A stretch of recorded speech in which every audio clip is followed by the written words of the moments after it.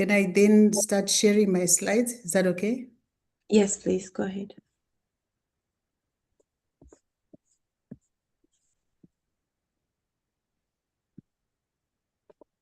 Okay.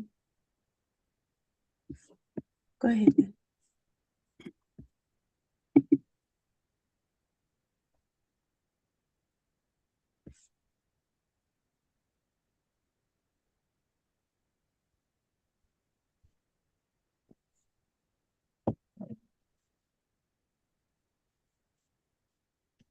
So let me know when I should start. Yes, please, go ahead and start. Oh, okay. Thank you very much for this opportunity to be speaking to Africa. I call you the owners of Africa because you are our entrepreneurs. You are reimagining Africa. You are shaping Africa in this dispensation of AI. I'm here to talk to you about how African SMEs can use AI to leapfrog, not just to catch up with the global north. I'll take you back a little bit through the three types of industrial revolutions that have transpired in this modern history. I'll start off with the first industrial revolution. Why? There is a saying that if you understand where you are coming very well, then you'll be very close to achieving your goals. So we look at the first industrial revolution, which transpired during the 1700s to 1840s. During this time, we see that there was the introduction of mechanical production facilities, which was facilitated by the invention of the steam engine. And these powered manufacturing processes, they were revolutionized.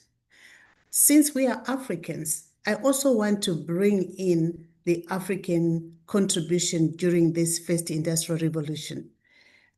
As we know that this was the pre-colonial era, we were not yet colonized, but we were actually enterprise. We had enterprise that we were managing. We did also mine our minerals. We were nomads. There was agriculture going on the continent. However, our traditional leaders were the drivers of the first industrial revolution, in that they did trade, even with external partners which were coming from the global north. But this trade took place on an uneven plane due to our African leadership under appreciating how much the people that they were entering into contracts were seeing the minerals on the continent as their future to build their own countries. So they entered into these contracts unawares, thinking that their partners were not going to extract the minerals to the extent they did. This is evidenced by the extraction dispute that happened between Queen Zinga with the Portuguese. When she signed the contract, she thought that they were going to just extract the minerals for their jewelry, just like we did, but they meant something else. I'll quickly move on also to the second revolution, industrial revolution. And in this era, unfortunately, that's where we find that the continent became colonized. This is the colonial era, where the colonial governance programmed industry in Africa to be an extraction base, where there was no beneficiation. We did contribute to this industrial revolution, but we didn't benefit from it. You find that our fathers, they worked in the mines, especially here, I can cite Johannesburg, where they worked very hard, but they earned very little. And most of our minerals, to date anyway, they were being extracted as raw materials and then shipped to the global north. So we remained a matter of marginalized, and the infrastructure development was limited to industry services. If you look at the infrastructure developed in Africa, speaking to South Africa or SADC, which I understand very well, most of our roads or rail leading to the ports, they are well maintained and they were well developed, so that whatever was mined could be shipped out. But the rest, parts of the countries, they were not well developed, except for South Africa, showing you the mindset of the colonizers and what was taking place during the second industrial revolution. So we are colonized, we are decapitated in a way, we are not fully participating. Then we move on to the third industrial revolution, where this took place as Africa was creating its new identity as a sovereign bloc of states. We're trying to get our freedoms back. We're fighting. And however, the industrial supply chain did not differ consequently from the second during the time that we were colonized, because we're not paying attention to what was going on in the industrial scales, but we were busy fighting, trying to get our freedoms. Hence, therefore, Africa's participation did not benefit from the third industrial revolution or from its profits. And when we look at the third industrial revolution, what was happening in the global north? So the global north, they were reorganizing themselves. They were reorganizing themselves, developing themselves. We see industrial activities around electronics, semiconductors, automation and robotics. It's not new. Some of you think it's new now that you know about robotics, but way back then they were already inventing these things, biotechnology and advanced materials. Also, they were regrouping themselves, political activities such as democracy and governance. They were really building that, their institutions, economic blocks, trade agreements were put in place, security alliances and defense, etc. So the primary identity of the global north was that they want to have a corporate sovereignty, which was their focal point during this third industrial revolution. So this was characterized also by the two opponents.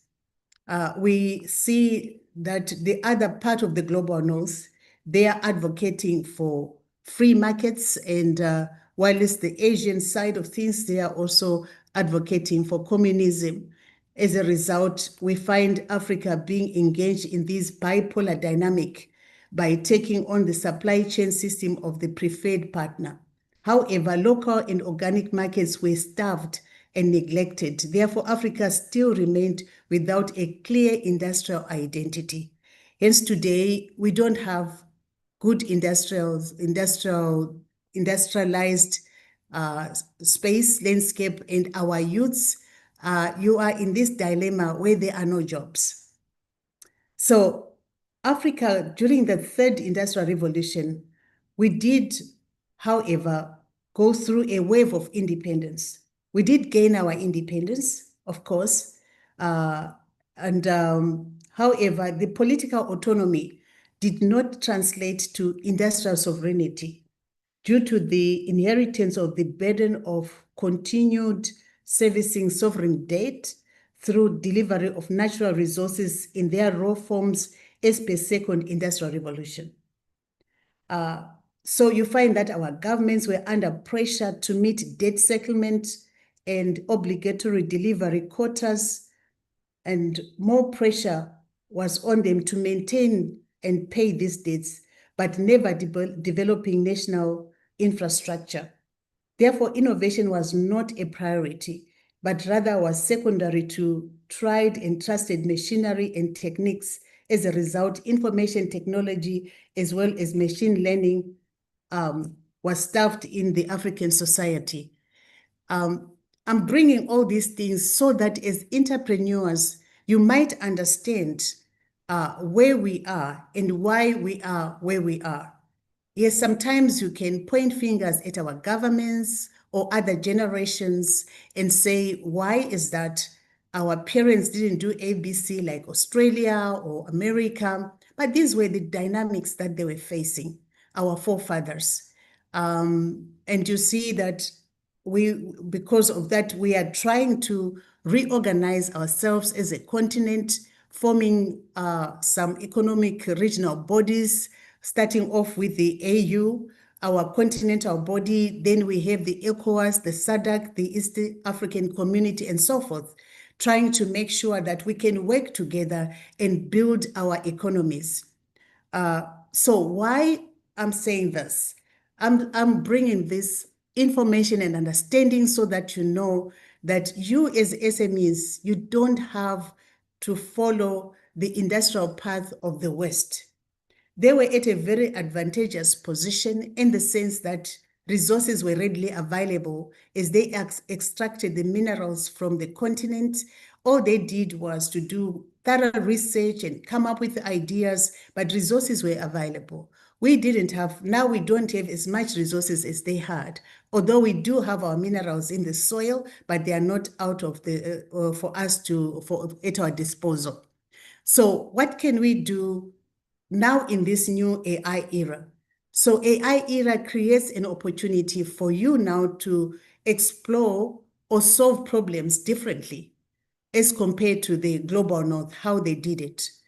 You are given an opportunity to innovate faster than we were or the other generations, even the global north, because now you can create businesses with reduced capital and you can access global markets just from the button of your computer or your phone. You can access global markets. And from this, you are able now to build entirely new business models. Hence, I said that you don't need to play catch up, but you can leapfrog. What do I mean by leapfrogging?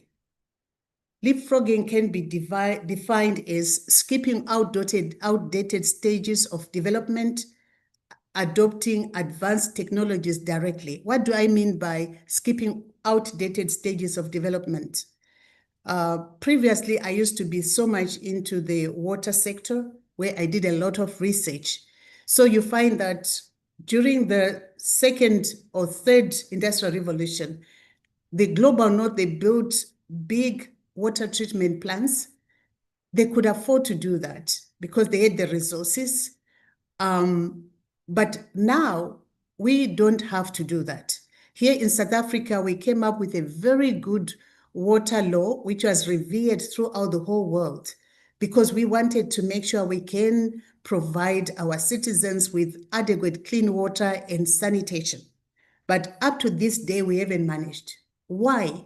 Because we are still following the developmental trajectory of the colonizers or the other parts of the world, whereby they build large water treatment plants, and then we have centralized systems. But these centralized systems, they cannot service everybody. Now, in this new AI era, we don't have to build such big, centralized, outdated systems, but we can decentralize. Also, technology is readily available. I did argue with one of our directors in our city, the municipality director, who was telling me when I was advocating for decentralization of our wastewater treatment plants, and he said we can't do that because they've got to be on site and sample the water every day so that they understand the quality of water. Otherwise, it is their responsibility to make sure that the citizens, they've got clean water, even the water to be discarded, it meets the required standards. But now you don't have to do that. You can do all that in your bedroom. You can analyze your water from your computer, understand the water profile, and do whatever adjustments should be done and send it off to the plant. So we don't have to follow that trajectory. And also we can solve our problems in our communities differently. We don't have to follow the way. I do have just some examples that I put together, for example, with mobile money instead of traditional banking infrastructure. As you know, most of our people, they didn't have bank accounts. They couldn't do transactions, and yet they are trading on the markets. But with mobile money now, we've got so many people now being able to do their transactions and business moving very fast. Also, we have other solutions of energy, not just coal plants, but we can have solar energy instead of large centralized grids. Also, mobile health solutions instead of expensive hospital expansions. We don't need to build big hospitals. But we can, with technology, just have an app whereby the patients, they can be consulted and medicine can be sent to them via a drone and dropped by their doorstep. All these things, I'm bringing them, I'm just provoking your mind so that you can think in a different way. Why this matters for African SMEs? SMEs in Africa, they are the backbone of our economies because they contribute significantly to employment across Africa. Also, many African economies are driven by informal and small businesses. We understand this very well. Even here in South Africa, if we look at Johannesburg City, the informal sector is really contributing a very big chunk to our GDP.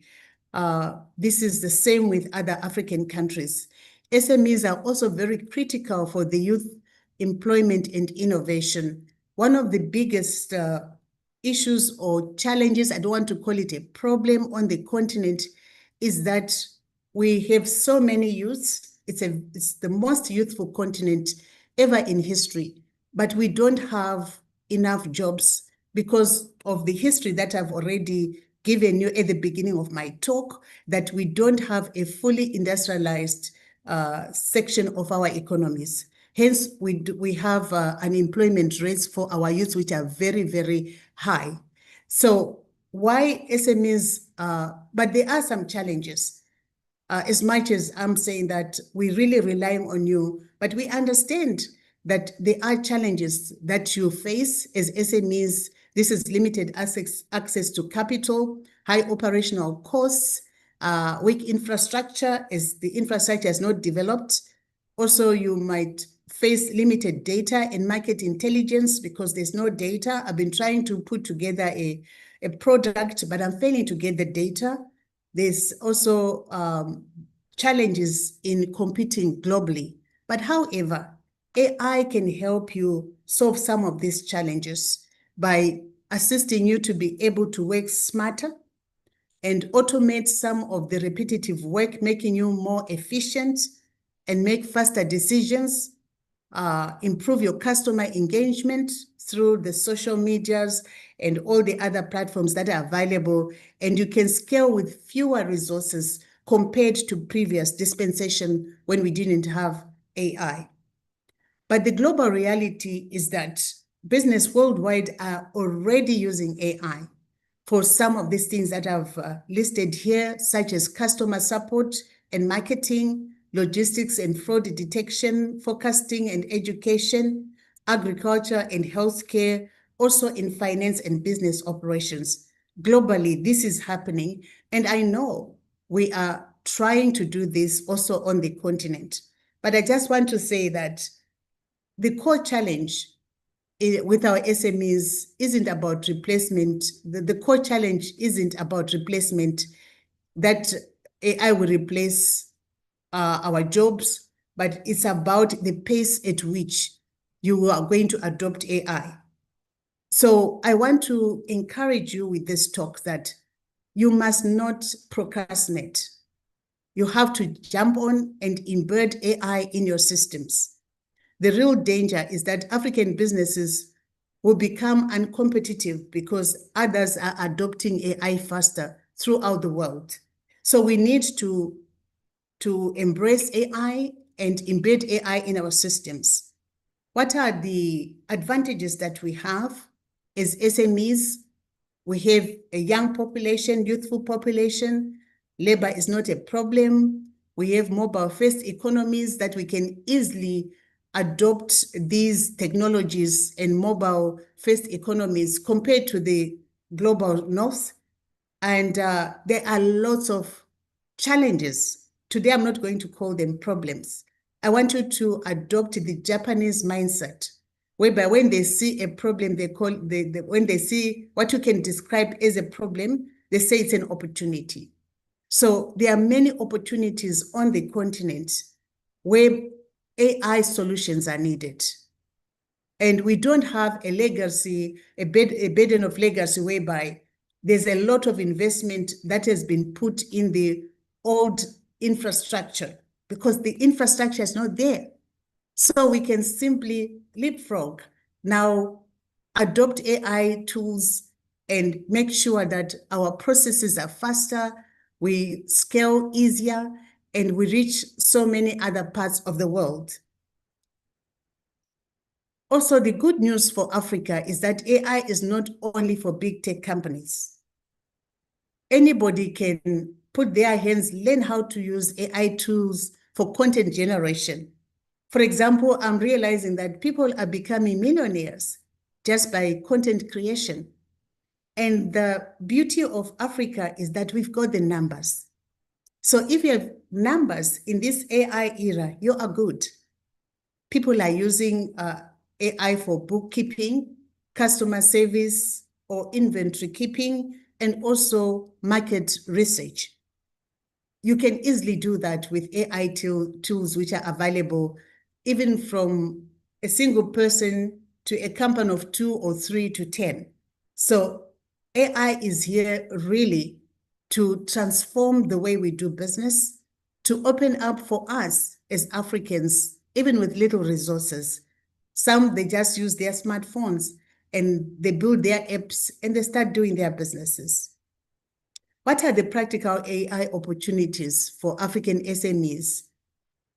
These are, I did pick them in line with our continental AI strategy. Areas like retail and e-commerce, there's a lot of opportunities still there. Agriculture, in the finance sector, education, healthcare. We have a lot of opportunities. And if we can explore these opportunities, I promise that we are going to revolutionize our continent, whether we call this now the fourth revolution, industrial revolution, or some are calling it the fifth revolution. How do we get to do that? The first thing that you have to do is to have a digital presence. This, you use it through your good website, WhatsApp, social media, you name it, and digital payments. Then you have to collect your data. Data collection is very, very important. I know that there is now scramble for data. Some are even calling it the new oil of the fourth industrial revolution or of the AI era. So as SMEs, I want to encourage you that collect data in that particular area that you are operating in. And quickly automate whatever you can automate in your system. Build chatbots, automate invoicing, marketing automation, things like that, whereby you have chatbots who are doing your customer care. Don't waste time. Also build models like predictive analytics, customer segmentation, sales forecasting, and supply chain optimization. These are things that you can do from day one. You don't need a lot of resources to be able to do this, but this will help you in scaling your business as much as possible. There are some low-cost AI tools that you can start using today, especially, for example, for designing and marketing material, productivity, such as chatbots, the ChatGPT, Claudia, Gemini, you name them. For customer service, you can also use those, the chatbots, and finance and operations, there are tools for that. So please learn how to use these tools, get your hands dirty, and make sure you embed them in your everyday business activities. There's something that I just want to help you understand. Some people are saying AI will replace entrepreneurs. That will not happen. AI does not replace entrepreneurs. AI is a tool. It's not a business. So AI can never replace creativity. You have to create your business. AI doesn't understand our local needs, or it doesn't have local knowledge to understand the pain points that we need to address in our communities. AI doesn't have relationships or trust. Every business must have that. It cannot lead an organization, and entrepreneurship is what we need. But AI can help you with the following: for human intelligence, making you smarter, do your things in a more efficient way. It can also help you understand local understanding, because you can deploy AI now to do your research in a faster and quicker way, and AI can enhance your capabilities in whatever you're doing. So what is the power of the African context in this era is that many global AI systems are trained primarily on Western data. So you have to come in as Africans and build your own systems. The other day, I was discussing with a colleague from San Francisco that, yes, we have this ChatGPT and all these large language models, which has taken the markets by storm. But sooner or later, as we see what is coming out of Asia, large language models, LLMs like the DeepSeek, they're even modifying it and making it much, much cheaper open source. But also for Africans, we have to build our own LLMs.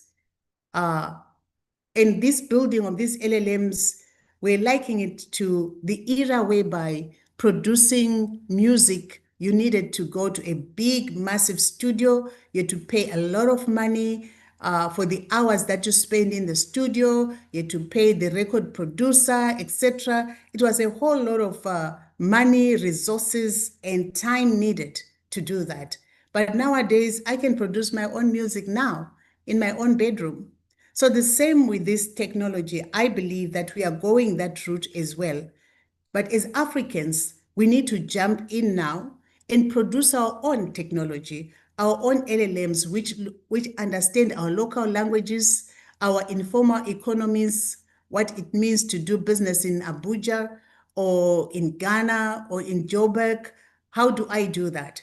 So we need that also to address our rural communities' needs, the pain points that are there, and also to understand the African consumer behavior as a whole. We are unique in our own ways, and because of where we are geographically, history-wise, social, cultural, we have unique needs compared to any other person on the planet. So our SMEs must be cognizant of that and produce solutions that meet our needs. So the opportunities that the next major AI companies in Africa may emerge from SMEs solving local problems. So whatever you're doing, don't underestimate that solution. Whether it's a healthcare solution or agricultural app, you name it. We need those solutions, and there's a lot of opportunities on the continent. Some of the case studies that I just put together of AI leapfrogging, we have, for example, in agriculture, farmers using AI-powered mobile tools for crop monitoring and market pricing. It's another example of leapfrogging. Fintech, whereby mobile money ecosystems transforming financial inclusion. Now, people can do their transactions without any barriers in our markets. We also see health-wise, whereby AI-enabled telehealth expanding access to underserved population is happening in some parts of Africa. So what is the biggest mistake that an SME can make that's waiting for perfection? That, oh, I need this and that. Maybe if I get this, that's when I'll start doing that. Don't wait for perfection. Start from somewhere. Start small. Test that app, and you'll be amazed in a month or two what that app will be doing. Also, misjudging budgets. Believing meaningful AI requires massive financial investment. It's not true. That's what the global north is painted, but China is proving it not to be so. So take that away out of the equation. Also, you can have purposeless adoption, whereby you're just implementing AI tools without clear business problem or problem to solve. I do coach a lot of startup founders on the continent. Every time I take so many months or weeks, even 3 months, coaching them how to define the problem. Because if you cannot define that pain point that you want to address, you are going to produce the wrong solution for it. And in this AI era, it can be very costly. So we want you to make sure that you understand pain point that you want to address, and then you apply your AI tools with clear understanding of the problem statement or the pain point that you're addressing. Also, failing to train staff and copying Western models without local adaptation. This boils down to even the usage of ChatGPT. You see people now writing emails. They just ask ChatGPT to write the email. They copy and paste that email. Such a simple exercise. People, they don't want to write emails themselves. Yes, it is a tool to assist you to do the work, but it's not the one to do the work. So you have to, from day one, be purposeful to say, I'm going to train my staff how to use these tools, from as simple as writing an email using the large language models. This will be very helpful. But some of the things that I want you to be aware of or to be cognizant of while applying your AI in your business, this starts off with the data privacy. Whatever data you collect, you must protect it. Strict protection of customer data is very, very important so that you don't find yourself in legal battles. People are becoming very sensitive about their data. Also, there is concerns around cybersecurity. So you should implement robust safeguards against digital threats and data breaches in your systems. We also have issues around bias and misinformation. Especially if you just import the models from abroad and then you plug them in, it can cause quite a catastrophic risk to your clients, and you don't want that. So mitigating algorithm bias and preventing the spread of misinformation is very, very important. And when I refer to misinformation, this is when you actually spread wrong information unintentionally. You didn't intend to do it, but you find yourself that you have spread wrong information to your clients, and you want your clients to trust you. They must really trust you. And that's why I will also talk about transparency. If you are using any AI system, make it open. Make sure that your clients know why you are using it and for what. And also let them know what you are using, what are you doing with their data. Those who gain trust with their clients, they are going to excel in this AI era. And when you are very transparent concerning the models that you are using, how you build them, and what are the implications, if there are any, you have to make sure that you can unpack that to your clients. So be somebody who will be adopting AI responsibly. So the most important thing now as an SME is that you must do to invest in the AI that you want to adopt. First and foremost, there are some key areas that I've listed here, which is the first one is AI literacy. You have to train your staff, including yourself, which is foundational in understanding of AI capabilities. Then data awareness, as I've already mentioned, that it's very important to understand the data that you are collecting. Why are you collecting it? How do you store it? And what do you use it for? Prompt engineering is one of the areas that I would encourage us to pursue, so that your staff, including yourself, you know how to use these large language models, because they are now widely used in most of our work processes. Then it comes to cybersecurity awareness. Have the cybersecurity skills, train your people, make sure that your systems, they have this cybersecurity, that if anything goes wrong, you are safe. You don't lose your systems, or nobody destroys whatever you've built for years. So when you're building the skills within an SMEs, I would encourage you to partner with others, partner with multiple sector collaborations, have some collaborations with other people, also engage with universities to do more talent acquisition and training. have some tech communities where you come together, you share your best practices, whatever is happening. You cannot do this alone. And also joint development, rapidly co-develop or integrate some of the local solutions with others, work together in teams and form networks that will help you as an SME. A simple roadmap for an SME in adopting AI technology will be as follows. First, identify, pinpoint repetitive business tasks. Very simple. What is it that I am doing repetitively in my business? And second, test what suitable tools you can use to take care of that instead of a human doing that kind of work. And then you measure, evaluate your productivity or the impact that tool is making in your business. So the strategic question is, will AI affect my business? And the real question is, how can I use AI before my competitors do? So the vision for Africa is that let us build our own AI systems, shape the AI governance in our countries or societies and the continent at large, create our African databases that we can keep. And there's a lot going on around data sovereignty. Where is our data? Who is keeping our data? Is it in China, in Europe, in America? We don't even know.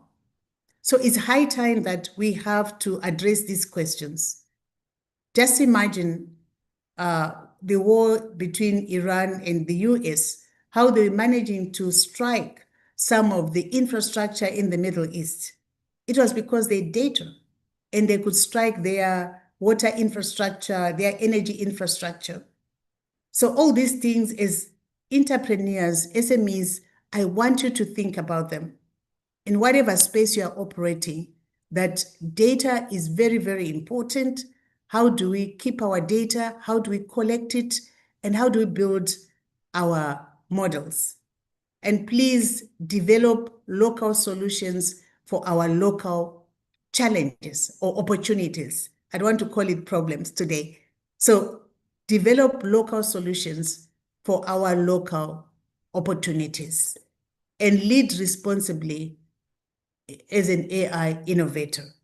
So SMEs will play a major role, and the future of African innovation will not only come from large corporations, it will definitely come from SMEs which are agile and they are willing to embrace this AI era. AI is not going away. It's going to stay with us. So the final message that I'll say now is that AI is not simply another technology trend. It is a transformative economic shift. So we can decide to grow with it.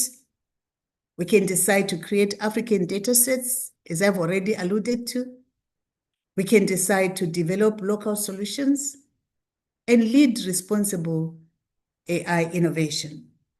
With that, I want to say thank you for joining with me. And I trust that from today onwards, you are going to make use of this technology. Every single thing that you do, yes, I'm not saying it's a savior. It has risk with it, of course. It wasn't there for me to talk about the risk of AI, although I did mention that we have to be very responsible when we adopt AI systems. As business people, you've got the responsibility to respect the human rights of your customers. And I know for a fact that you are Africa and your time is now. Thank you.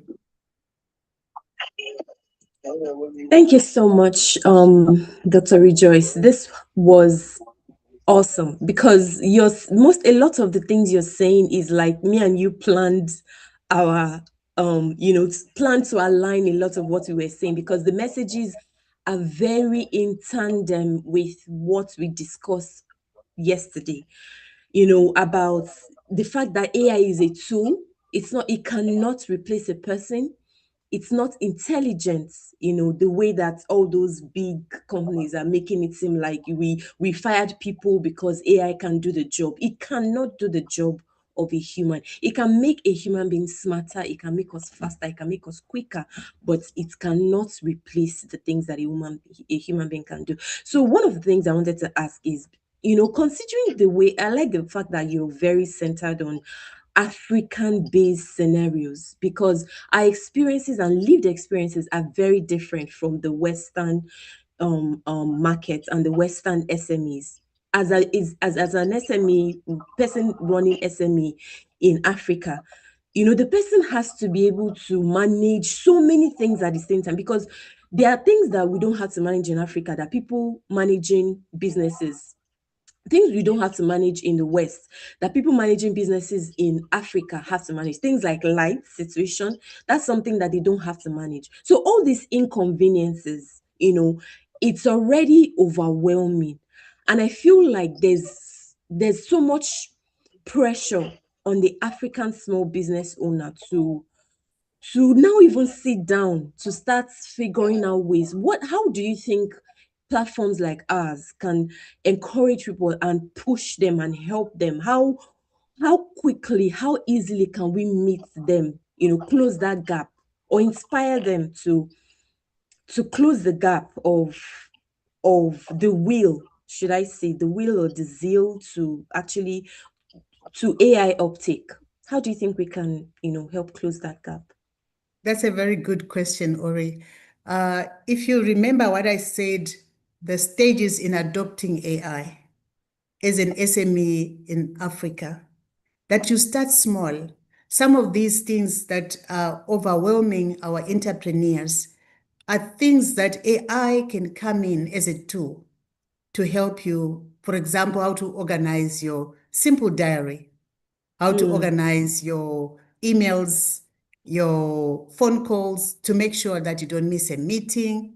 You use simple tools that are available. There is some work that is repetitive that you really don't need a human being. So mhm, slowly you integrate these simple tools to take care of some of these burdensome, maybe I can put it's burdensome because it's overwhelming, but mm, then AI comes in handy to handle some of this work, and you become more efficient and more productive. For example, mm, if it is to deal with clients, so, I'm sure you're still in Canada, you find that the chatbot takes care of some of the questions a that lot. are easy to answer. And only those questions which really need a human intervention are Mm, passed on to a human. But most of the time, you are interacting with the chatbot, even in the banking institutions, many places, marketing. You think I'm talking to somebody who's answering my problems and giving me answers to my query, but it's just a chatbot. So we need our SMEs to start thinking like that, implementing these things. That's why I emphasize start small. These are the simple tools to start with, and you grow. So in terms of managing your customer data, I think it comes to down to a lot of knowledge, prior knowledge about even managing your own data. Because if you can't manage someone else's data, you can't manage. If you can't manage your own data, it'll be hard for you to manage someone else's data effectively. So in terms of managing your customers' data, in terms of ethical AI management, because like you said, a lot of us will just put things on ChatGPT because it's easy, because it's quick, without thinking about, can I actually do this thing by myself and leverage ChatGPT for something that's actually much more, that would actually show returns, or that would actually be much more effective. We just use it for every random thing like sending email. In terms of managing our own information, because we need that data, but the way that a lot of small businesses capture their data does not keep make them AI ready? How would you, what are the starting points for us to begin to start, positioning ourselves for being ready, in terms of data, the way we collect data, the way we store data? What kinds of tips or platforms that can you share with us that we can use to put these things in place so that we can be actually AI ready? Because those tools are available. It's just we don't have, things are not, our dogs are not in a row, to start taking them up. Yeah, that is a very complex question, if I can put it, because every field have different ways of collecting their data and storing their data. For example, I'll give you the medical field. They are very data sensitive. So the way they collect their data and keep their clients' data will be different from a banking institute, for example, or maybe an engineering company. But what I just want to say is, for example, if you are to use these open source models or the unpaid models, that's where the danger is, Okay. because there are no guardrails to, or even you don't have so much rights to opt out or opt in, things like that. But if you use the paid versions of these LLMs, you have more control over your data that you use. But I want to discourage people from loading client data into these large language models, because you never know where the information lands. And as much as we might think that it's safe with this model or with that version, we don't know. And everyone is scrambling for data. Everybody is scrambling for data, and we have to be very, very careful. How do we store and keep our data? There are different protocols, I must say, and each SMEs must, or startup founder, they must understand the sensitivity of their customers' data and seek maybe even a data scientist, a data engineer, or somebody with data governance in their organization to take care of such things in the organization, that the data of the clients are looked after. They are stored in a certain way. That's why also I do talk about a data governance body or an AI governance board in every organization. People will look at such things. Which tools do we use? How do we collect our clients' data? How is it stored? Are we still in compliance? Because every country now, I know we are lagging as Africa. We are trying to catch up with data governance. Here in South Africa, we do have our law, our POPIA, which is very similar to the EU data governance, the GDPR. Okay. So whenever you're running your organization, make sure there is somebody who understands compliance and who is responsible for the data that is collected in your organization. And they know how it is captured, how it is stored, how even when they are taken to court, they are able to explain and they come out of the court and they don't go to jail. It's becoming very, very important and very sensitive. Data is becoming very, very sensitive. And I would really encourage that our SMEs, they start working hard and putting in place the right instruments to take care of their data. Yeah. Thank you so much. So one last final question. I wanted to ask about, you were saying that people, like, it's harder to do this on your own. And I was wondering if you would encourage people to say do something like pay for access to, like you mentioned, some of these LLMs. The unpaid version can be more of a risk to use. So I was wondering if you would encourage people paying collectively for the access to a paid or premium version. Um, is there a risk in that? There is risk in that, actually, Ori. And also, I'm not sure whether you are talking from an organizational perspective or individuals, because as an organization, you should have a policy. of saying which LLMs do we use, how do we use them, and for what. You can't just let people do as they wish in the organization, bring their tools from home, start using the data of the organization, emails, and all the like. You should have your policies about AI policies of your organization. Which tools do you use? How do you use them? And who uses them? It might not be necessarily everyone using those tools. Yeah, not everyone would have access to the Yeah, LLM. You're yeah. correct. That's what applies in most large enterprises. So you would discourage the use of collaborative um subscriptions. Yeah, I do discourage that. Okay.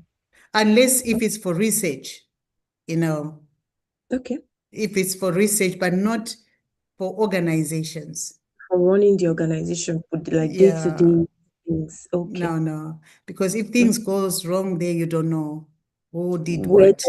yeah, yeah, Yes, yes, yeah. And people could access the other people's clients' data. yes. Mhm. That's Mhm. true. Okay.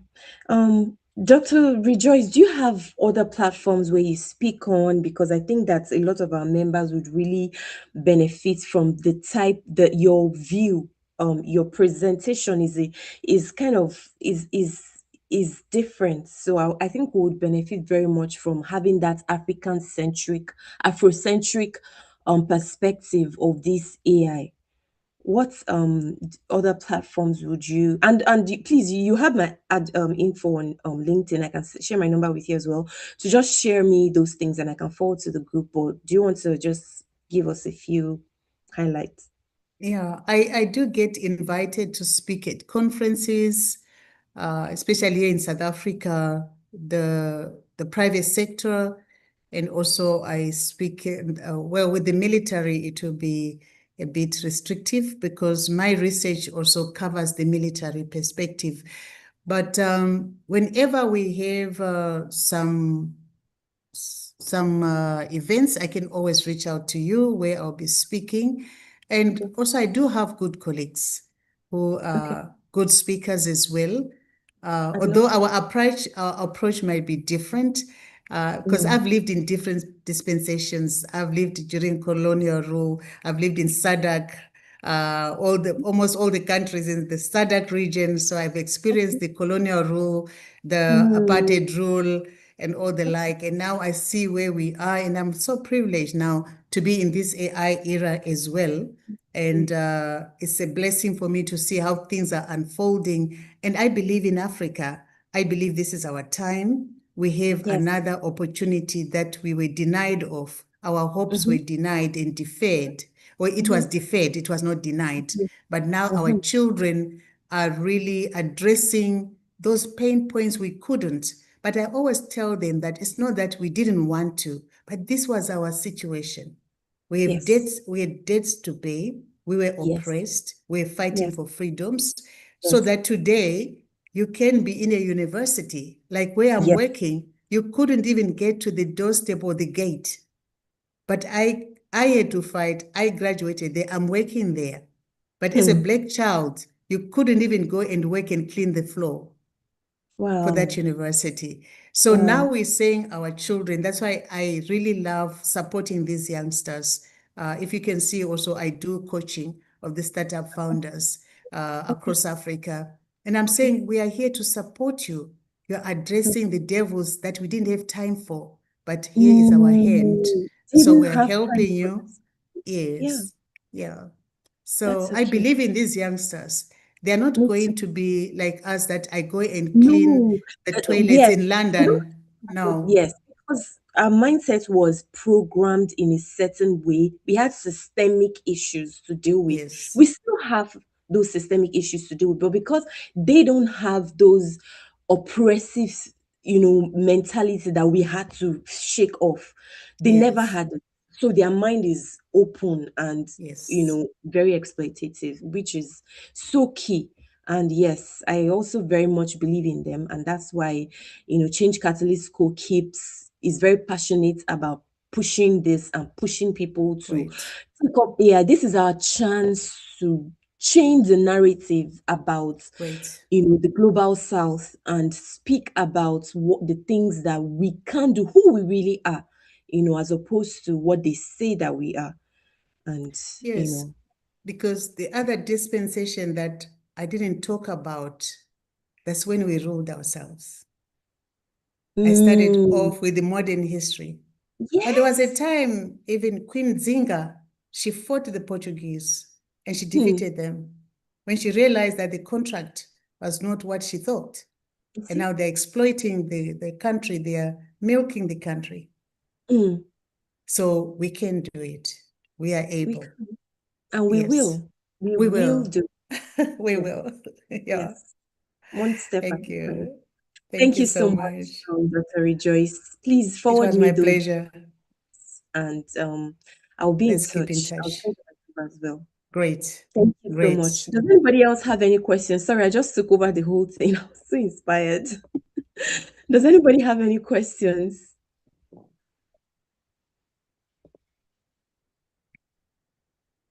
Okay, if we don't have any, if I get any questions, I'm going to send them to you, Dr. Rejoice. But I think that we can call it a day here. It's been You're very welcome. eventful and very eye-opening. Thank you. Thank you so much.